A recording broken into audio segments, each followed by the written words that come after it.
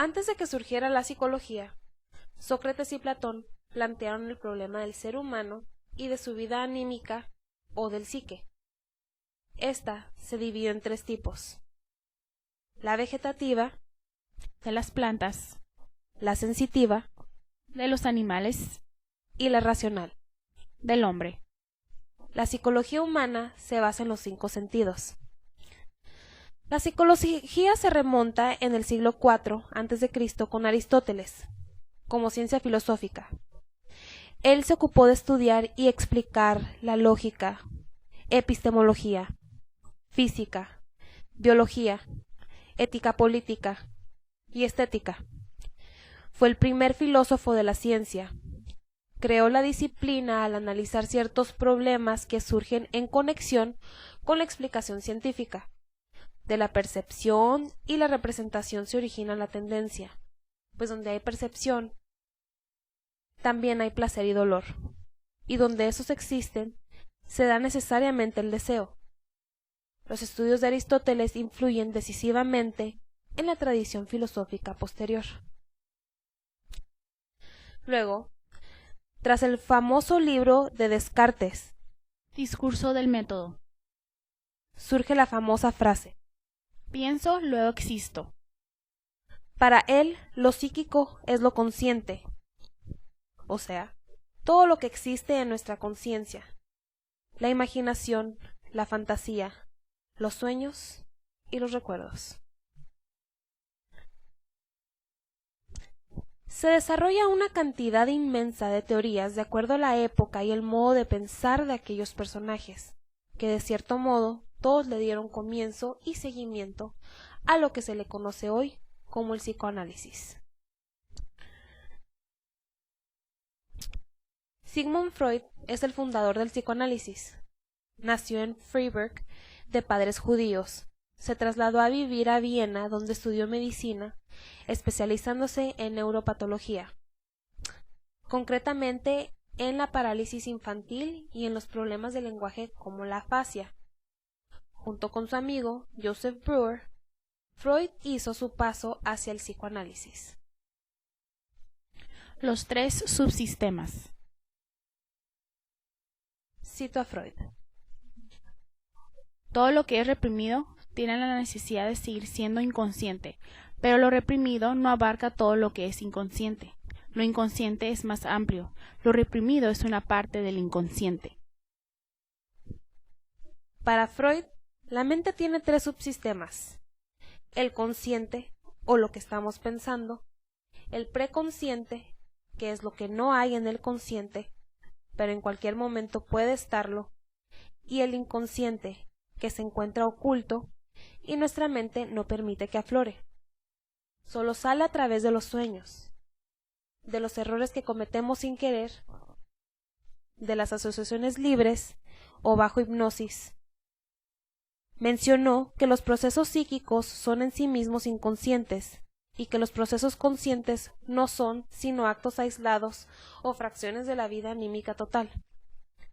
Como psiquiatra y neurólogo, Freud estudió básicamente en pacientes que padecían fobias y al no encontrar sintomatología física, enfocó su dirección hacia la parte psíquica del sujeto, tratando de entender esos trastornos de la personalidad. Le llamó la atención la frecuencia con la que hallaba en sus pacientes aspectos infantiles. La persona podía ser muy inteligente, adulta y aparentemente madura, pero al igual exhibía rasgos infantiles cuando los iba conociendo más profundamente. Esto lo llevó a plantear la hipótesis de que las tendencias infantiles se convertían en rasgos permanentes de la personalidad del adulto. Dicho de otro modo, los rasgos principales de la personalidad se establecen en la infancia y la niñez temprana, tanto en el desarrollo normal como en el anormal. En el primer caso, las características se expresan de forma moderada y en armonía con el resto de la personalidad, sin causar conflictos con el medio.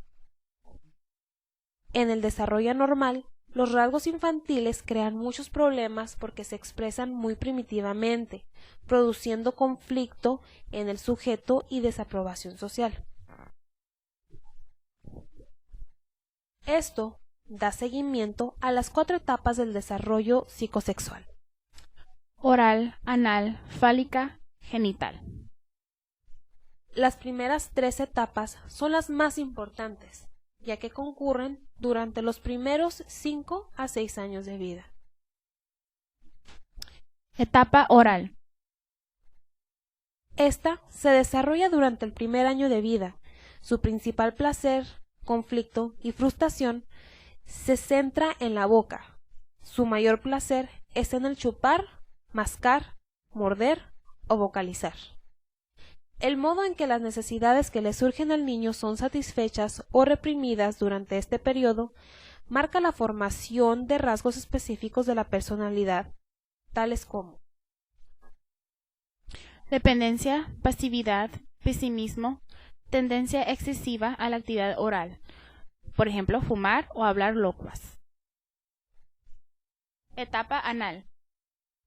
Esta etapa se caracteriza por el desplazamiento de la zona erógena, que pasa de la boca al ano.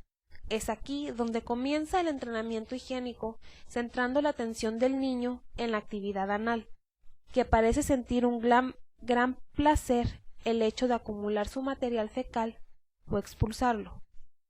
Por otro lado, inicia el proceso de descubrimiento de su cuerpo y como los padres enfatizan la limpieza de la zona anal, la curiosidad del niño se centra ahí. Empieza a tocarse, a mirarse y a mirar a los otros, en lo posible. Eso está asociado a los tabúes y las prohibiciones respecto a esa zona del erotismo anal, por lo que a la vez que placentero, se convierte en fuente de conflicto y bastante frustración.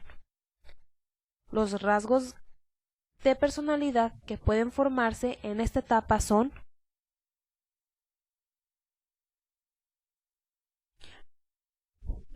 la obediencia excesiva, desafío, rebeldía, puntualidad, limpieza extrema, perfección y avaricia. Etapa fálica. Esta etapa se presenta desde los 3 años hasta los 6 años de edad. Se determina por el desplazamiento de la zona erógena, del ano a los genitales. La exploración del cuerpo se vuelve sistemática y cuidadosa, enfocando el interés del niño en los genitales propios y en los de otros niños. Surge en esta etapa el complejo de Edipo, que consiste en que el niño desarrolla un afecto sexual hacia su madre y ve a su padre como rival. Si el desarrollo es normal, el niño abandona estos deseos amorosos y termina asumiendo la función masculina más parecida a su padre. En el caso de la niña, este proceso de enamoramiento se da hacia el padre y se denomina complejo de Electra. Aquí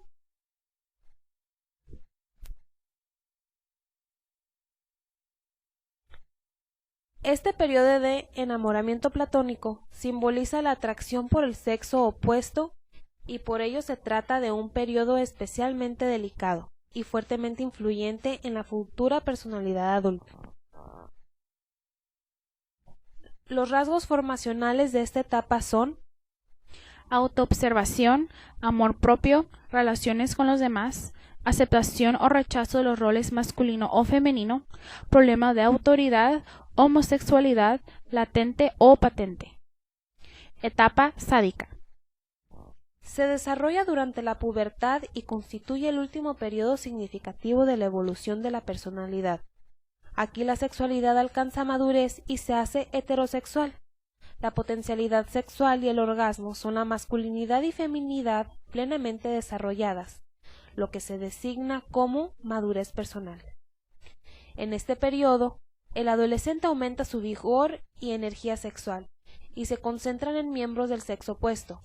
Empiezan a probarse en su capacidad de amar y trabajar para que esto pueda desarrollarse eficazmente. El individuo debería poseer todos los rasgos de las etapas anteriores, pero en forma moderada. Algunos rasgos propios de esta etapa genital podrían ser la capacidad de socialización e integración, progresiva satisfacción de sí mismo, tendencia a ir resolviendo los conflictos contradictorios de su personalidad, capacidad y confianza en lo que hace. Por lo tanto, El modo en que las necesidades que le surgen al niño son satisfechas o reprimidas durante este periodo marca la formación de rasgos específicos de la personalidad. Ello, yo y superyo. Otro esquema mental que describe Freud son las tres instancias psíquicas denominadas ello, yo y superyo. El Ello es todo lo heredado, lo congénito. Se localiza en el área cortical del cerebro y funciona a través de los órganos receptores, o mejor dicho, los sentidos. El yo es todo lo que comprende nuestra fisiología. De todas ellas, la parte más profunda de la psique es el ello. en el cual radica todo lo heredado, los impulsos instintivos y predomina el Principio del placer. es inconsciente en su totalidad. El Yo, es el principio de realidad. es el mediador entre él Ello, y el mundo exterior. Comprende movimientos voluntarios. La autoafirmación, los estímulos del exterior se acumulan en la memoria o se evitan como una fuga. A través de las vivencias personales es de la manera que permitimos sentir placer y si no se siente, se evita. El yo, da lugar al nacimiento del superyo, es la que se opone al yo, de alguna manera al raciocinio, mas no a la razón. El superyo, es una influencia paternal representante interior de la autoridad, normas de los padres y de la sociedad. Es tanto consciente como inconsciente. Freud lo maneja como la razón limitada del hombre. los sueños.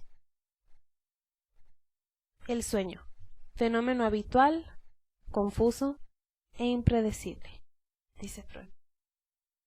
Según Freud, los sueños sirven para comunicar todo aquello que la mente consciente no puede aceptar o no quiere reconocer. El material onírico manifiesto es el material inconsciente de la mente. Comprende contenido del Ello, tanto primitivo como reprimido.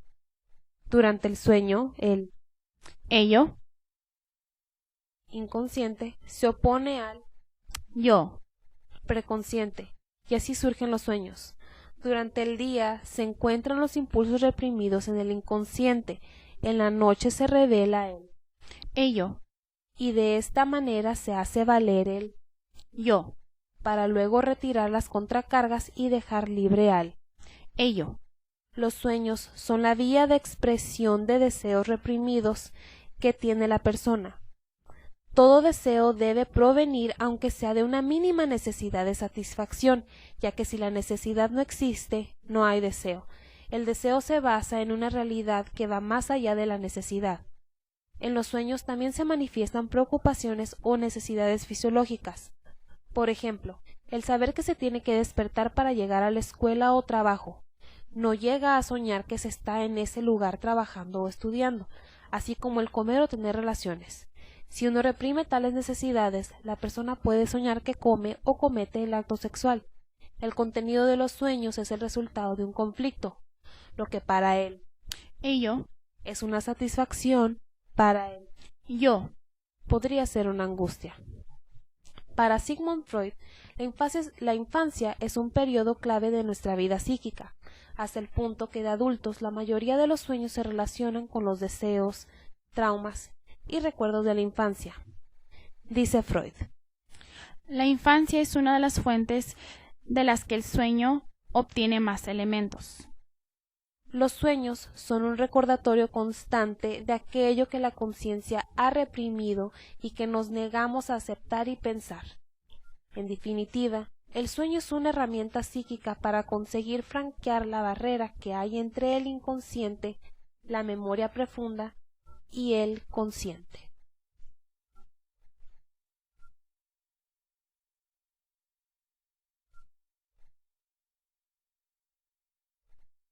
El sueño que representa sin inhibiciones un deseo no reprimido que la conciencia acepta, pero que en la vida cotidiana está pobremente satisfecho. Por su claridad, son los sueños más fáciles de entender.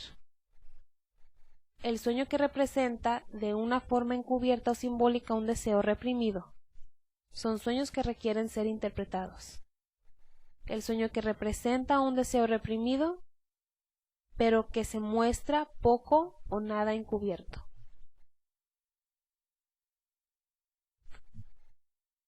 Los sueños son producto del pensamiento inconsciente, también clasificado como información oculta, y para representar lo abstracto o lo que no se conoce, se utiliza el ello.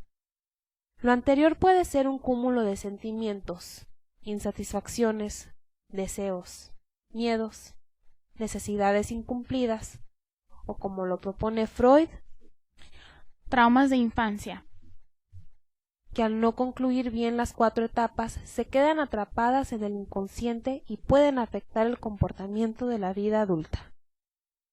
En la estructura mental se da la adaptación del individuo. Esta es necesaria para que el yo no caiga en represión por el conflicto que se presenta del consciente y el inconsciente.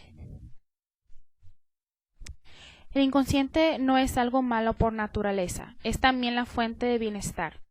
No solo a la oscuridad, sino también luz. No solo bestial y demoníaca, sino también espiritual y divina. Carl Jung.